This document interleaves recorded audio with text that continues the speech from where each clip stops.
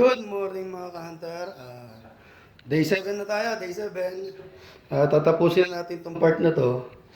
Ngayon, pag lagyan na natin to ng plaster, sabi ko nga sa nung day 6 is yung ibabaw na ang tatapusin natin. Yan.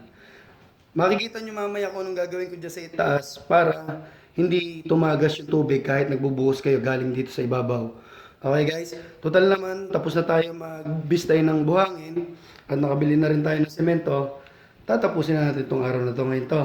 Okay guys, dahil linggo bukas, pahinga day, so kailangan matapos natin to at mapatuyo. Kasi sa pagpa-plastering guys, merong tinatawag na cracking. So habang natutuyo ang plaster mo, nagkakaroon niya ng maliliit na bitak. Ngayon kung pag yan ay natuyo, nagkaroon ng bitak, obligado pa natin ulit. Pasure na yung ating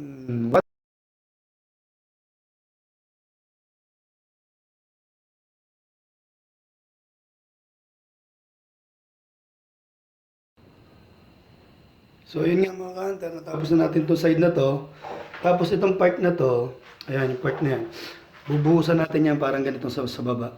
Kung makikita nyo, hindi pa siya pantay-pantay. Antayin natin siyang matuyo at gagamitan natin dito siya. Bubulihin natin siya para pumantay ito lahat. Yan, papatag yan. Kailangan medyo matuyo-tuyo siya pag binuli natin. Kaya dito sa part na to, kung makikita nyo, ayan, nilinyahan na natin yan. May sukat na yan. Yung taas nitong nung binubuhos natin sa ibabaw. Ngayon, kung kayo, may idea ba kayo guys kung bakit? Kung napansin nyo, naka-landscape siya, naka-slant yung lagay ko doon sa pang-ibabaw niya. May idea ba kayo kung bakit ganyan ang ginawa ko guys?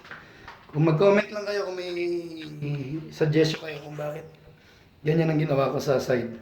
Okay guys? Pero yung totoo niya, malalaman nyo siya pag nag-tiles na ako kung bakit ganyan yung style niya. Naka-slanting, patagilid yung ibabaw niya. Okay guys? Break time muna tayo. Kain muna. Okay? Okay mga ka-hunter, ayan. Ito ang ating day 7, di ba? So ayan, plastering na natin. Lahat. Tapos ito, binuhusan ko na gilid niyan ng semento. Ayan. Makinis na rin yan, nakinis na natin yung side na yan. Yung part na yan. Tapos yung bandang side na to, nabuhusan na natin siya ng semento. Kaya may, may guide. Ayan. Nakita nyo. Tapos pati yung babaw niya, na-plastering na rin natin. Ayan guys. Okay guys.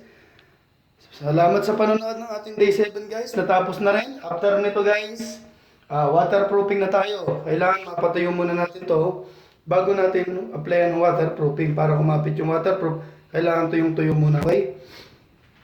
Para maiwasan natin yung sinasabi ko nga kanina, yung cracking. Kasi may part na yan, pag natutuyo na, nalilesen na siya ng tubig, may purpose pa siya na bumitak. So, pag may part siya na bumitak, yun ang kailangan nating ulitin. Kasi kailangan yan, walang crack pag nag-waterproofing tayo. Okay guys? Yan.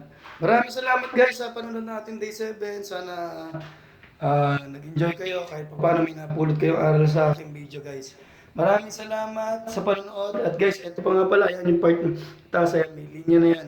Ikakating na natin yung ibabaw niyan sa pagbalik natin. Ayan. Para pantay siya, pagka-tiles. Tapos, papatungan natin siya ulit ng Hardiplex. And yung Hardiplex guys, is isasama natin sa pag-waterproof. Hanggang dito sa itaas niya, ayan. Ganyang kataas. Halos pantay balikat. Okay? Para kahit anong mangyari, kahit mapataas yung buhos nung naliligo dito, hindi siya maglilik guys. Okay, maraming salamat guys sa day 7. Maraming salamat. Don't forget to follow, share, and subscribe sa ating channel. Maraming salamat.